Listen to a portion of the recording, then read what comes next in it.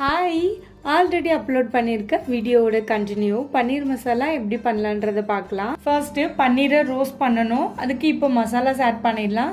மஞ்சள் தூள், மிளகாய் தூள், தேவையான அளவு உப்பு, அப்புறம் நம்ம கட் பண்ணி எடுத்து வச்சிருக்க பன்னீரை ஆட் பண்ணிடுங்க. நல்லா மிக்ஸ் பண்ணிவிட்டு ஒரு 2 to 3 minutes அப்படியே விட்டுடலாம். அடுத்தபடியாக தவாவில் பட்டர் ஆட் பண்ணிவிட்டு பன்னீரை 2 சைடுமே ப்ரௌன் கலர் மாறுற அளவுக்கு ரோஸ்ட் பண்ணி எடுத்துக்கலாம். இப்போ பேனில் பட்டர் ஆட் பண்ணிக்கோங்க. ஸ்பைசஸ் ஆட் பண்ணிவிட்டு ஆனியனை குட்டி குட்டியாக சாப் பண்ணிக்கோங்க.